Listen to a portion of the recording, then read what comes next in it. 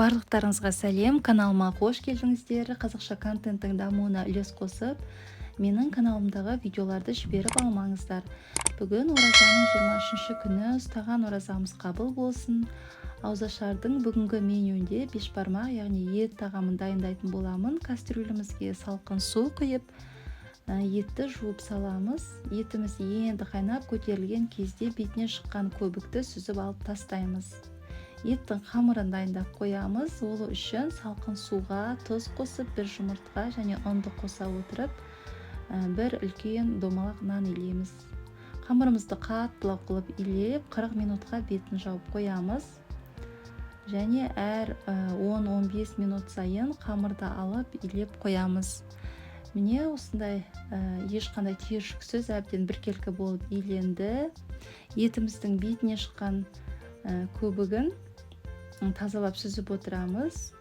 Және қамырды да бір басып илеп қоямыз. Ет пісер уақытқа қарай картошкамызды аршып саламыз.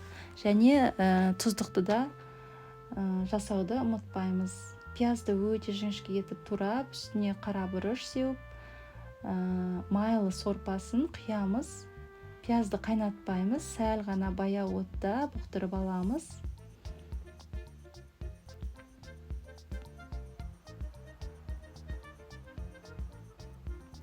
Енді июі қанған қамырды алып жая бастаймыз.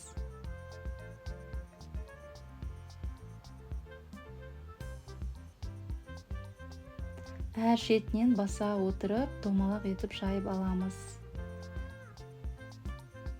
Егерде менің каналыма тіркелмеген болсаңыздар, қоңырау батырмасын басып, тіркеліп қоюды ұмытпаңыздар. Қамырымызды осылай 4 бөлікке бөліп аламыз.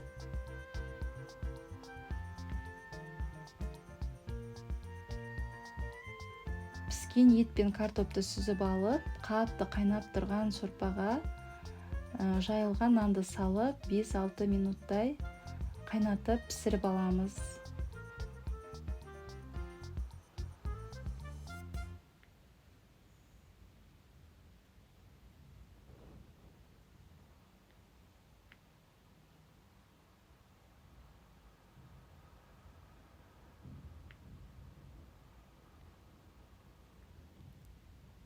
Еттің қамыры да дайын болды.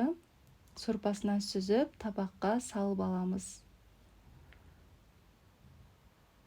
Бетіне етті турап салып, тұздықты құйып шықтым. Міне осымен ауызашарға дайындаған бешбармақ дайын болды.